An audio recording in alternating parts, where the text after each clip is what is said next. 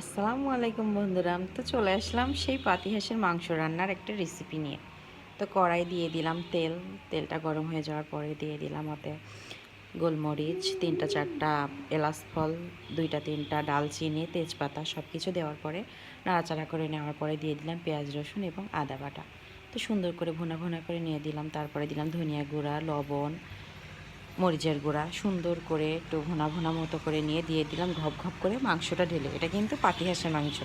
তো পাতি হাঁসের মাংসটা কী করলাম, সুন্দর করে রান্না চান্না করে নিয়ে নাড়াচাড়া করে নেওয়ার পরে তো দিয়ে দিলাম নারিকেলের দুধ। পাতি হাঁসে বা রাজহাঁসে নারিকেলের দুধটা না দিলে কিন্তু মজাই লাগে না, তো নারিকেলের দুধটা দিলে টেস্টটা আরও বেশি মজা লাগে। তো দিয়ে দিলাম নারিকেলের দুধ। তো নারিকেলের দুধটা দেওয়ার পরে সুন্দর করে কষিয়ে রান্না করে নেব। তো বন্ধুরা, আমার ভিডিওটা দেখার আগে অবশ্যই আপনারা সাবস্ক্রাইব করে দিবেন। আমার নতুন নতুন ভিডিও আমি অবশ্যই আবারও দিব। আমার আরও অনেক নতুন নতুন ভিডিও আমি অবশ্যই সামনে আপনাদেরকে দিব। তো বন্ধুরা, এবার সুন্দর করে নারিকেলের দুধটা আমার দেওয়া হয়ে গেল। কী করলাম, দারুণ রান্না টান্না করে নেওয়ার পরে সুন্দর করে কষানোর এই যে নারিকেলের দুধটা দিয়ে ঢাকনা দিয়ে এবার ঢেকে দেবো।